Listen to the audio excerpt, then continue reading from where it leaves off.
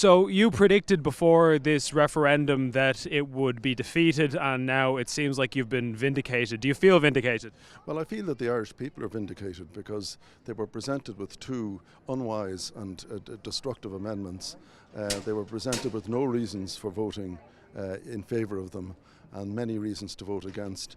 They made up their own minds. The people are the guardians of the Constitution, and they have spoken very, very loudly that these two amendments were not in social interest, and in their better judgment they rejected them.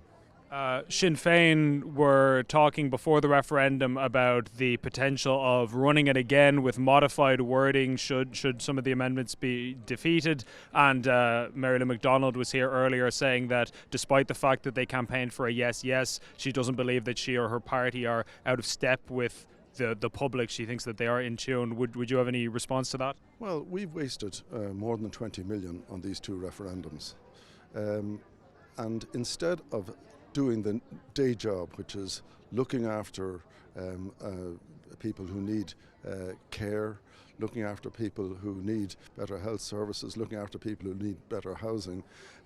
Any party which now says they want another of these outings should look in the mirror. And Sinn Féin campaigned for yes outcome, even though they knew the wording was defective. So did the other opposition parties that supported yes. That's not the way to deal with the Constitution, and the people have obviously seen through what is pretty poor politics.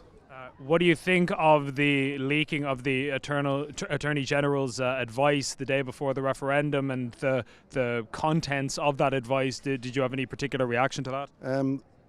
That leak came from within government. It was done, I believe, to try and strengthen the case for the care referendum being passed. It was a cynical move. It was done in the immediate aftermath of the broadcast moratorium with a view to influencing the print media papers. It was a stunt that backfired, and the only interesting thing about it is that some of the things that the Attorney General has said have revealed that not merely the Dáil and the Seanad, but the Irish public were misled as to what the Attorney General's real advice was. It was claimed on social media that Minister Roger O'Gorman had made a number of claims in the last couple of months that were flatly contradicted by the advice that is now in the public's possession. Do you think that that's people have been saying that this is a matter that he should be subject to a confidence motion and so on? Do you have any view on how the minister should proceed now that this has come to light? Well, I think that there are questions to be answered there. I mean, the government isn't responsible to the Seanad. It's up to Dáil Éireann to say whether they felt they were actively misled by any minister. But it seems to me that every time I said there would be the type of consequences flowing from the family referendum, I was contradicted flatly by ministers who claimed that they'd been assured by the Attorney General that that was not the case. The record speaks for itself now.